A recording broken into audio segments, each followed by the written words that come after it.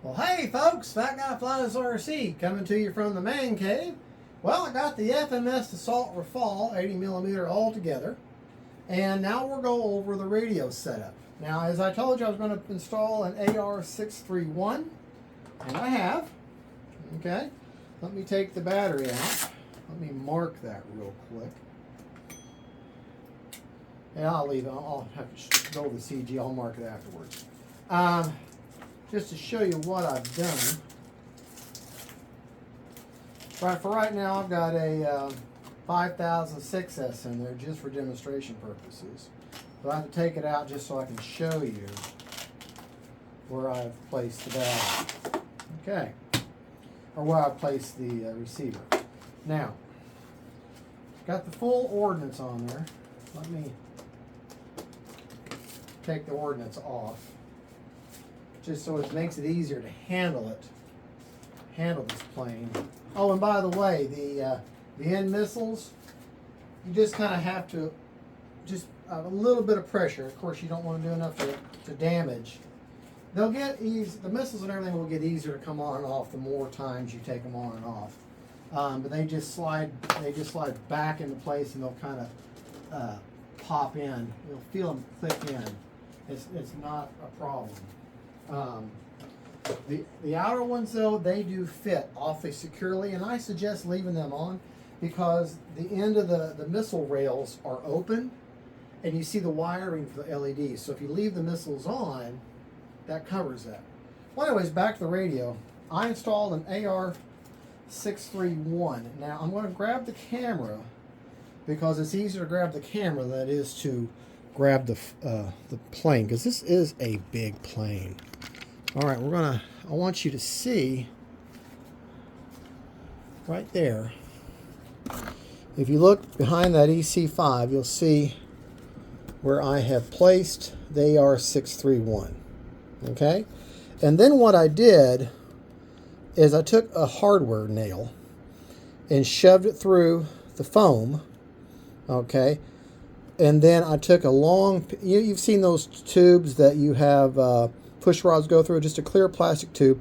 Took a clear plastic tube and glued that in to where it won't move, and then I put my antenna down there, down that tube. That way it's almost into the channel for the inlet, but it's not all the way. It's actually embedded in foam, won't get hurt, and it's not anywhere near the battery or the ESC or carbon fiber or anything like right there in that spot. It's actually a really good spot for it.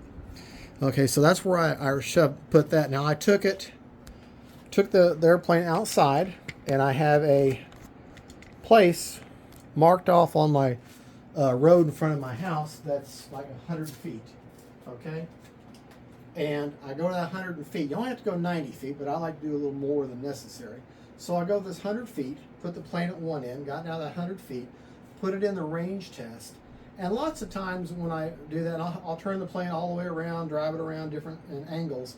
Lots of times, certain batteries and receivers, they'll get down to low signal, maybe just 1 bar, but it still works, so I consider that passing. This signal with this arrangement, it never got lower than 3 bars. It only lost the 1 bar. I only got down to 3, but and that's me taxiing the model down that same spot. It has a really good turn radius, and it just, that way I kept testing as it turned. Actually I kept the range button down the whole time to simulate that loss of power, and turned the model all the way around, and it never once got below 3 bars. So I know I've got good, solid signal.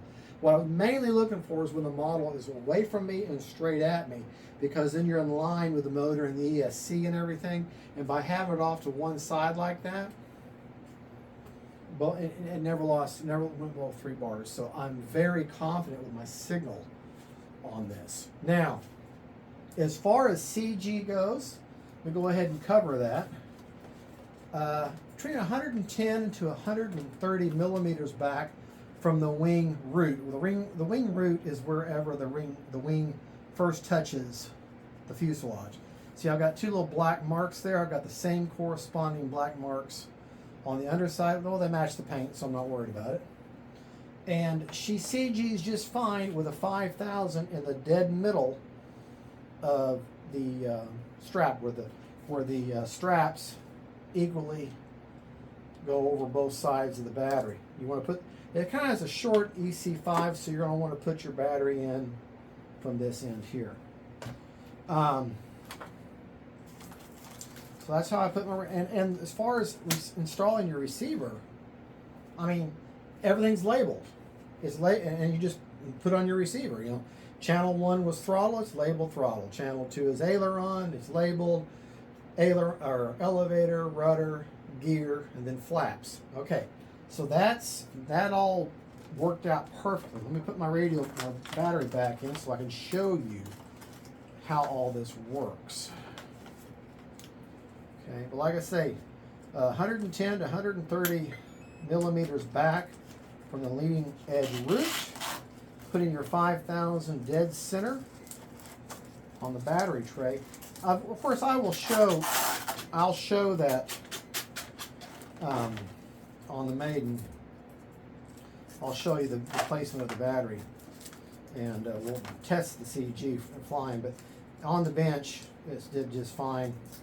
Got that dead center. In fact, I'll just go ahead and show you. Now, this particular 5000 is a little bit puffy, so it's an older one. I use it for testing, so my canopy doesn't quite fit down as flush. But a newer one is nice and not so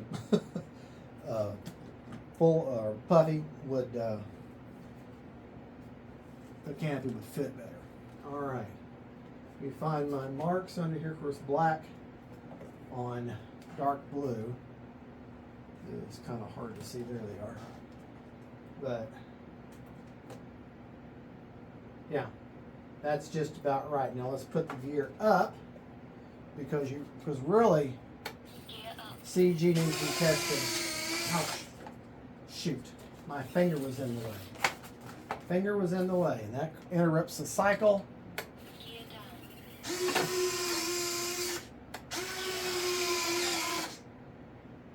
Now when you interrupt the cycle on a gear, it causes it to bind in that one spot.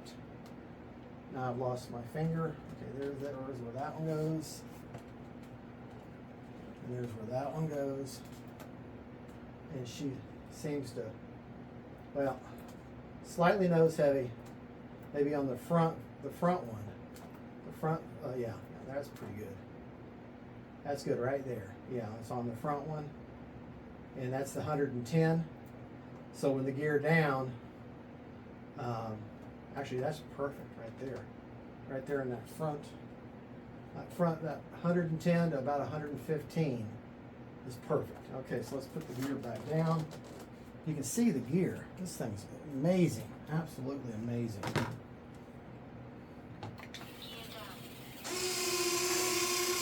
Love that light. Love those the sequence gear doors. All right, now once you've created your model and you bound your aircraft and you make sure that all control surfaces work in the right direction, I'm not going to go over the forward programming because I've got several videos on doing forward programming, and I'll put a link to one of those videos on how to do forward programming in the description. But once you've done your forward programming, you have to make sure all your control surfaces are perfect. Then you go into forward programming and set it up. And that way you got safe and AS3X and all that. You can use your rates that you want, but here's the kicker with this plane, with this control board. Flaps are pretty much set. Okay? You're going to put them, obviously it goes to D. You're going to set your model up. When you go in there, you're going to set the model up as one aileron, one flap, because you got a Y for both of them. This is your takeoff flaps. And that's your landing flaps. And what you have to do in order to make that work, let me show you what you have to do. I'm going here to your flap settings. Okay. You got to make your flaps up a positive 100, and this is on a spectrum, positive 100%, takeoff flaps 0%, landing flaps negative 100%, and that's what you get. Okay. Now let's go in there and change. Let's see if I can, if I have able to control the speed. It should. Takeoff flaps. Landing flaps. No, see? Flaps That up. control board overrides even doing the speed. So that's just something you have to deal with. That control board, just know that the designers knew what they were doing. Okay. Takeoff flaps, landing flaps. And again, to get that to work is 100% up for flaps up, 0% for takeoff, and negative 100% for landing. And you don't have any control over the speed. That's just to turn that flap setting on. Okay, now you can go in there and mess with your like down elevator mix. But then that takes away from that crow system they've worked out. So, you know, that's up to you. Here's landing flaps, and you still have a decent amount of elevator control. Takeoff is not that much different, and you still got a decent amount of aileron control. But if you notice how the ailerons don't go down, they only go up. Okay? That's something you have to understand. They only go down. They don't go all the way down. So you're gonna lose a lot of control. So either takeoff or landing. Okay? This is how I'm gonna land. I'm gonna land it in a high alpha sort of configuration. And now I have all that control. Okay, now you do, however, have full control of your dual rates and expo. So let me show. I put 20% expo on all of my rates. Okay, this, to show you how to do that, I like using my G switch for my rates. That's where I assigned it. So you go to your, let's get out of here and show you how to get there. You go here, okay. You go to dual rates and expo. And the first thing you want to do is find your switch. You just go back and forth wherever you want that switch using your roller. Okay. I like G because it's 3 position. Okay. And I put in for my low rates 60% over 20% expo. That's how you assign a switch. And then when you assign it, I like my G switch to be farthest away or lower, so that's my low rate. And that's what the ailerons look like with low rates. Okay? On my elevator, it's also 60%, I think. Hold on.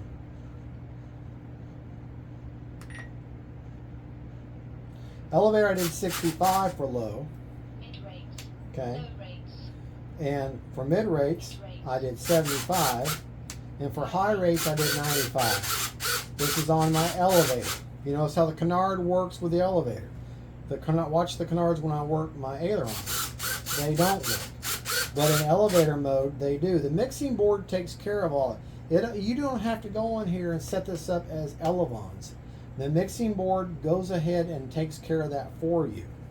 Okay? And my rudder rates are for high 100% over 20% expo. My mid are 95, and my low is 90. I like a lot. That's mid, and there's high. I like a lot of rudder. Go over those rates again. My aileron high are 90%. My mid are 75%, and my low are 60%. I will take off initially in mid rates and see how I'll probably take on the low rates, which that's 60%, and I'll see how I like it. And my aileron, I don't know if I told you my elevator rates. Low is 65, mid is 75, high is 95. All right, so that's my rates. That's high rate. Okay. The canards only work when you use the flap stuff, which is this is their takeoff crow and their landing crow. And they only work when you use elevator. They do not work when you use ailerons. Okay? Be careful where you grab them all, because them sequence doors, you can interrupt the signal. And you do that too many times, you can damage your flaps or your gear, so be careful with that. Got cheaters on top, cheaters on below. She's got a lot of power. The nose light on the front landing gear, yes, it gets tucked away and you can't see it, but you can kind of see, if it's dark enough, you can kind of see it through the bottom of the fuselage. And I paid attention, it does go out at a certain point. So, of course, you got wonderful suspension everywhere. What else? Now the wheels, like all these FMS models, they like to carve their wheels out of concrete, apparently, a hard wood. So you got some hard wheels. As far as a negative, I guess I'm going to go over the positive and negatives now. As far as the build goes, let's go over unboxing. Very much protected, no problem at all. Everything was flawless.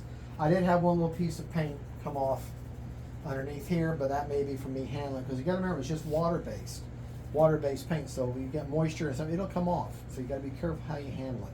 This is one of the reasons why polyacrylic over your model doesn't hurt the foam in any way, and it gives it protects it from your fingernails and that water-based paint coming off. So the paint does come off easy. That's a problem. But as far as the unboxing went great. The build, well, my mistake was me poking a hole using the wrong. Remember, the 4 shorter screws go in the wing. The 2 longer screws go in the vertical stabilizer. The nose magnetic on. You may have to work your ordnance to get them in the channel, but they will fit. And you have the 2 grub screws that go in to your canards and from the underside. And make sure as you feed them on, you'll feel them resist. You'll think, well, they're hanging out. Just a little bit of pressure and they'll pop into place. And then that grub screw from the bottom will grab the flat spots on that shaft that makes them work. Okay? Your ESC is back here. Battery's up here. Okay? So getting your antenna anywhere in this general area is going to be good. Your wing spar is back here. Okay? So anywhere from the middle of the cockpit to right across your first screw here, anywhere in that area there, getting your antenna there is fine. You don't want your antenna ever to be next to your ESC or next to your motors, of course, and you don't want it along the line of your battery, because then because if you lay alongside of your battery, if the antenna's along here, you're going to be very hard getting signal through the battery on this side. The model's going to have to be shifting, and then you'll catch signal. So it's better to have it to where it's, if you can, not to be anywhere near any of those things. So that's that. Like I said, the build was very, very simple. Just a matter of 1, 2, 3, 4, 5, 6, 7, 8 screws, put it together. Ordnance just slides on. Okay.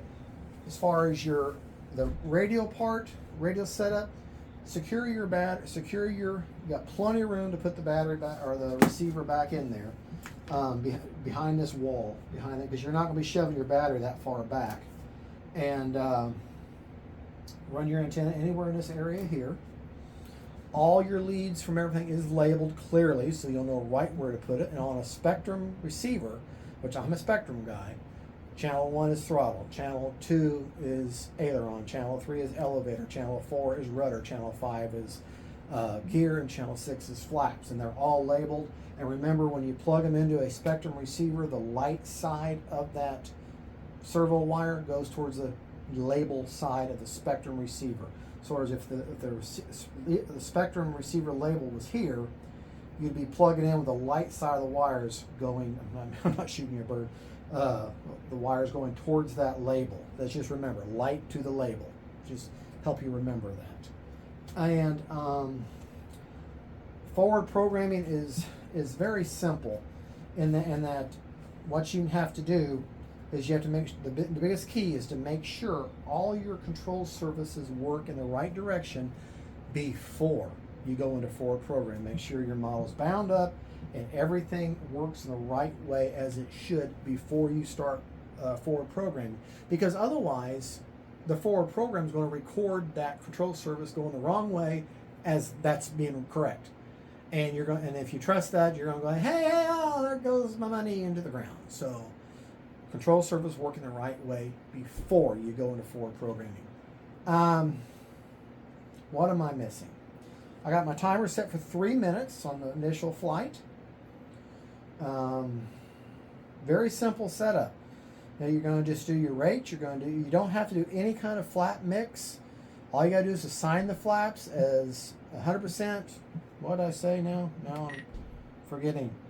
In a spectrum, 100% positive for flaps up, 0% for takeoff, and negative 100% for landing. Don't do anything with a mix yet because it pretty well takes care of that. You can go in there, but I don't know how it's going to react. With a delta wing like this and that kind, I don't think I would do. I would just leave it alone and just fly it. Okay. I'm going to bring this in more of a high alpha like an F-16 than traditional flaps. I'm going to do more like a high alpha type approach for landing. And the key about high alpha approaches for successful landing, I learned this from the RC Geek. If you can't see the bottom side of the plane as she's coming in, you don't have enough of high alpha. But just remember, the more you're like this, the more thrust you've got, and the more power you've got to have to maintain that. Okay, and this is where that AS3X and everything is going to come into consideration. Now, since I do have forward programming, okay, I'm going to put it in safe mode and let me show you what that looks like. Okay, now pay attention as I drop the can. Look at those elevators. They're lifting up. Okay? Now that's all you really got to see. If I turn the model over, it should try to write the model. Yeah, see, it would write the model. Maybe you can see it from here. Okay, the model's level, right? Now, as I go up, I don't know if you can tell or not, but that entire control surface is lifting up to bring the model back to level flight. Now, as I go this way, look at how the control surfaces are changing. Okay, see how they're changing direction. Okay, now let me pay attention to them.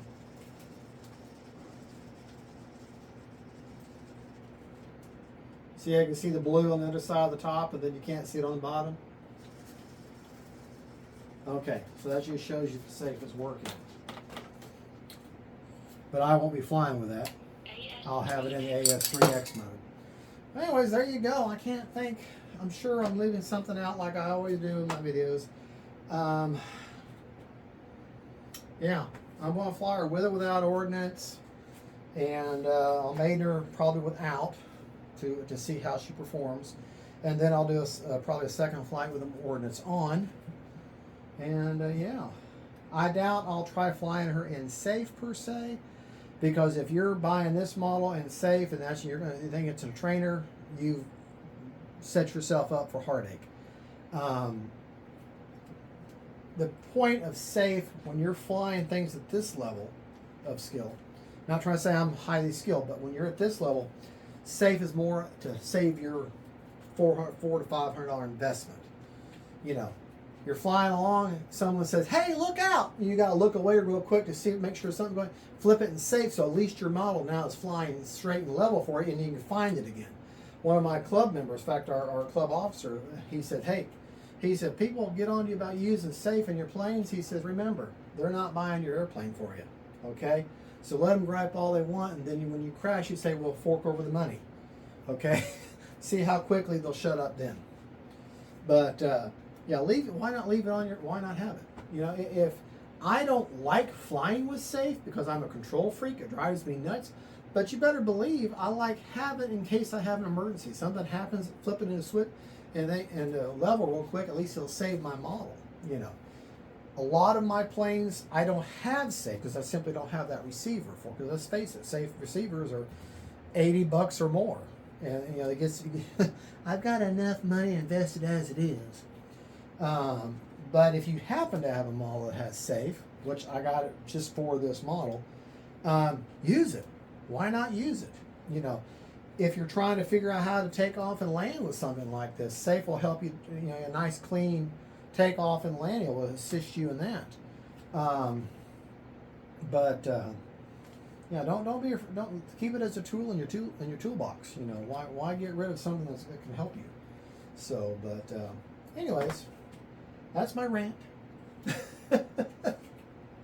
I want to thank you all for watching. A big shout out for Hobby Zone for sending this out to me to review. That is the radio setup. Like I said, it's a very basic, straightforward setup. And the only thing the only settings you're going to be putting in is your rates, your dual rates and expo. And I went 20% expo and everything. We're going to see how she flies. Hopefully the weather will cooperate with me and I can get out and get you all a maiden. So let's hope and see. Thank you for watching. Don't forget to like and subscribe. God bless each and every one of you wonderful people who watch my channel. Thank you to the good Lord above for giving me this hobby. And thank you so much for just joining me for my little RC adventure. Okay. Don't forget, faith, family, and friends, and planes. Bye, y'all. Now I gotta turn the video off.